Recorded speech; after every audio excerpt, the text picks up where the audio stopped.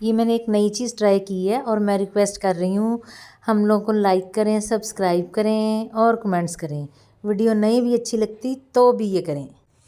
अस्सलाम वालेकुम। नया दिन शुरू हो गया है अल्हम्दुलिल्लाह।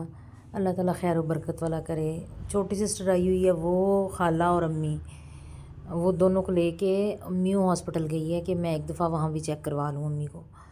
वो अम्मी को लेके वहाँ गई हुई है। मैं इस वक्त अकेली हूँ, मेरा बीपी भी हाई हो रहा है। आने लगे हैं इंस्टेंट अचार। मुझे नहीं बनाना आता, मेरी छोटी सिस्टर को बनाना आता है। मैंने उसको कहा कि तुम बनाओ ताकि मैं सीख लूँ।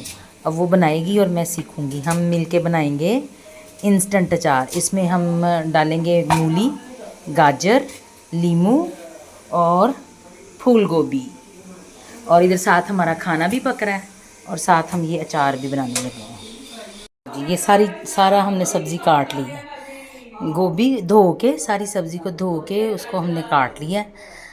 ये देखो, गोभी, लीमू, मूली और सब्ज़ मिर्चें। सब्ज़ मिर्चों के हमने इस तरह दरमियान में कट लगाए हैं। इस तरह कट लगा के लीमू भी आधा आधा कर लिया है, इनको काट लिया। अब हम इसका इंस्टेंट अचार बनाएंगे। ये लो जी, ये हमने अब ये जो हमने मसाला तैयार किया है, ये सारा सब्ज़ियाँ काटी हैं ना, इन सब्ज़ियों में हम डालेंगे ज़ीरा, नमक, हल्दी, लाल मिर्च दरदरी कुटी हुई, और मेथरे, ये कलौंजी, सौंफ और सूखा धनिया। इसको हम दरदरा पीस लेंगे। इस वाले मसाले को हम दरदरा पीस लेंगे और इसको हम सरसों के ऑयल में बनाएंगे। ये सरसों के ऑयल में बनेगा। ये हमने सौंफ, मेथरे, कलौंजी दरदरी कूट ली है। इसको कूट के फिर हम मतलब दरदरा सा इसको कर लिया ना। अब इसको पीस के अब हम यूज़ करेंगे। ये सरसों का ऑयल है, तकरीबन आधा पाव से ज़्यादा आया है सरसों का ऑयल। इसके अंदर जो हमने मसाला पीसा था ना, साथ हमने फ्लेम भी ऑन कर दिया है। जैसे जैसे तेल गर्म हो रहा है वैसे वैसे ही ये जो मसाले हैं ना, ये इसके साथ फ्राई होंगे। सारे मसाले डाल के, और साथ ही हमने इससे पहले कि मसाला जले, मसाला जलने नहीं देना।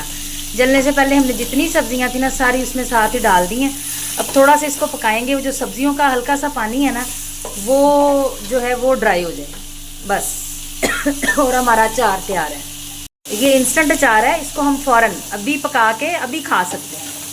इसके लिए हमें वेट नहीं करना पड़ेगा कि 1 दिन 2 दिन 4 दिन, ये वेट नहीं करना पड़ेगा। अब ये थोड़ा सब्जियां जब पक जाएंगी ना, तो फिर हम इसके अंदर लास्ट में, बिल्कुल लास्ट में हल्का सा सिरका, थोड़ा सा सिरका ऐड करेंगे। उससे सिरका ऐड करने से ये होगा कि थोड़ी सी खटास आ जाएगी, और अगर कोई मतलब कुछ दिन एक्स्ट्रा पड़ा भी रहता है तो ख़राब नहीं होगा। ये अब इसके अंदर हमने सिरका ऐड करना है 2 से 3 टेबल स्पून। और ये अचार हमारा रेडी है।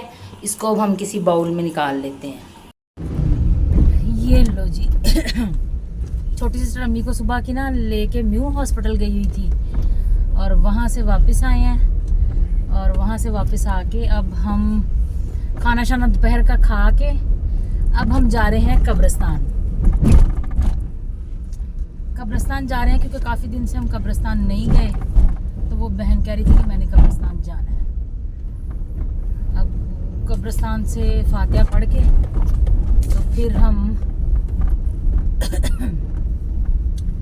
इसको रिक्शे पे बैठा देंगे, ये अपने घर चली जाएगी।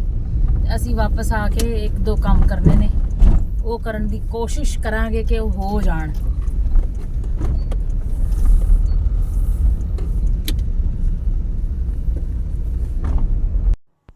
हमारे एरिया का जो कब्रिस्तान है ना, वो बहुत बड़ा कब्रिस्तान है। और वैसे भी ये इंडस्ट्रियल एरिया में, ये इर्द गिर्द गाड़ियाँ सारी इंडस्ट्रियल एरिया की वजह से हैं। यहाँ फैक्ट्रीज़ हैं और उनके ऑफिसेज़ हैं, और यहाँ अच्छा ख़ासा हंगामा, मतलब लोग होते हैं इर्द गिर्द। और जो कब्रिस्तान है ना, वो उसमें ना मतलब हमारा ग्रीन टाउन का एरिया जो बहुत बड़ा है, टाउनशिप का एरिया बहुत बड़ा है, इन दोनों एरियाज़ का कब्रिस्तान यही है। यहाँ ही मतलब इसको ही दफनाने के लिए यूज़ किया जाता है। ये आगे आ गई फूलों वाली दुकान का, ये ना राइट साइड पे कब्रिस्तान वाला एरिया और लेफ़्ट पे सारी फैक्ट्रीज़ हैं।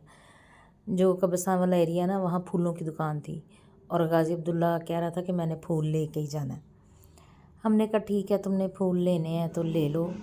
उसके साथ साथ हम ये डिस्कशन कर रहे थे कि लोगों को इतनी समझ आ गई हुई है कि लोग अब घरों में रह रहे हैं, ऊपर अकेडमीज़ बनाई हुई हैं जिनकी ख़तून पढ़ी लिखी हैं, एकेडमीज़ बनाई हुई हैं और कमाई कर रहे हैं। ये सारा इंडस्ट्रियल एरिया है, इस साइड पे सारा इंडस्ट्रियल एरिया है और ये इधर कब्रिस्तान है।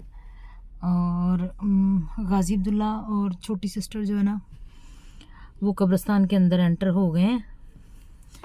2 साल हो गए हैं मेरे वालिद साहब को। मेरी आज भी हिम्मत नहीं होती कब्रिस्तान के अंदर जाने की।